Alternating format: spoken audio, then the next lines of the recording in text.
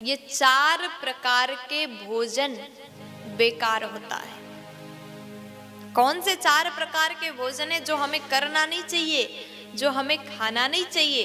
ये 4 प्रकार के भोजन बेकार होता है। आपके सामने थाली परोस करके आया, परोसा हुआ थाली आपके सामने आया, तो अगर उस थाली को कोई लांग करके चला जाए तो भोजन कभी नहीं करना चाहिए। क्यों? अगर कोई व्यक्ति आपके थाली को लांग करके चला जाता है तो वो भोजन नाली का कीचड़ समान हो जाता है, इसलिए वो भोजन कभी करनी नहीं चाहिए। उस भोजन को आप त्याग दीजिए, उस भोजन को नहीं खाना। और दूसरे नंबर में है, परोसा गया थाली में अगर कोई ठोकर लगा करके चला जाए, ठोकर लग गया, पैरों से लग गया, तो भोजन को ग्रहण नहीं करना चाहिए।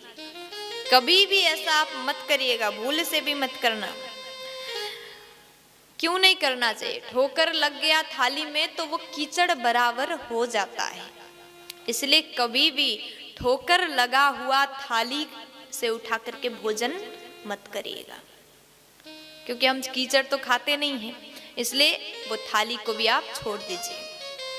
तीसरे नंबर में, कई बार ऐसा होता है हम भोजन कर रहे होते हैं और बीच में बाल आ जाता है, बाल आता है तो हम वो भोजन को नहीं कर सकते। अगर खाते खाते भोजन में बाल आ जाए तो उस भोजन को कभी भी आप मत करिएगा, छोड़ दीजिएगा। क्यों? अगर ऐसा भोजन अगर आप करते हैं तो वो भोजन दरिद्रता प्रदान करता है, इसलिए बाल गिरा हुआ, इसलिए कहते हैं माताएं जिसका लंबा बाल हो, जिस बहन का लंबे बाल हो, खुले बाल करके रसोई घर में ना जाएं, रसोई घर में कंघी ना करें। रसोई घर में कंघी करने से बाल गिरता है और भोजन में उड़ करके चला जाता है। वो भोजन खाने से वो भोजन हम ग्रहण करते हैं, बाल मिलता है तो दरिद्रता प्रदान करेगा, इसलिए बाल गिरा हुआ भोजन भी करना नहीं चाहिए। और चौथे नंबर में बताते हैं कि पति और पत्नी एक थाली में भोजन ना करें, है ना? अब देखो यहाँ माताएं हंस रही हैं, क्योंकि जमाना, आज के जमाने में सब लोग ऐसा ही करते हैं। पति और पत्नी, पहले घर के बड़े बुजुर्ग खा करके चले गए। ये बात अच्छी है कि आप पहले अपने सास ससुर को, आपके घर में जो भी आपसे बड़े हैं उनको खिला दिए, उनको अच्छे से भोजन परोस करके खिला दिया, वो चले गए, ये तो आप अच्छा कर रहे हैं। लेकिन उनके जाने के बाद पति और पत्नी एक ही थाली में बैठ करके भोजन करते हैं। आज के नए जमाने के लोग सोचते हैं कि हम बड़ा अच्छा कर रहे हैं। कभी भी गलती से भी ऐसा आप मत करिएगा। अगर आप ऐसा करते हैं तो वो भोजन शराब समान हो जाता है।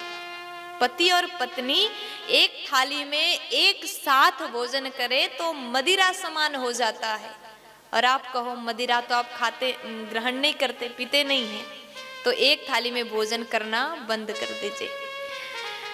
अच्छा, यहाँ कहते हैं पति पत्नी एक थाली में नहीं कर सकते, तो क्या करना चाहिए?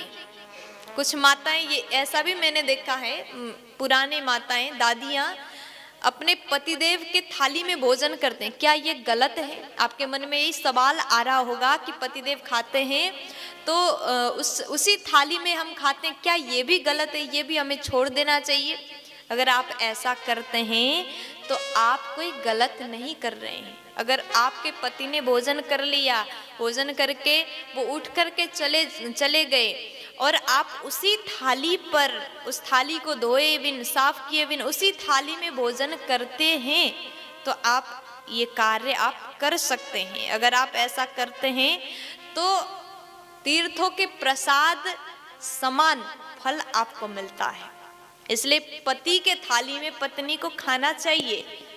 अब मैं ये नहीं कहूँगी आप खाओ ही, आप, मैंने कह दिया तो आप उसी थाली में खाओ, ये ऐसा मैं नहीं कहूँगी। जो आपका मन करे, अगर आप करते हैं तो कर लो, आपका मन नहीं है तो आप दूसरे थाली में खा सकते हैं भोजन।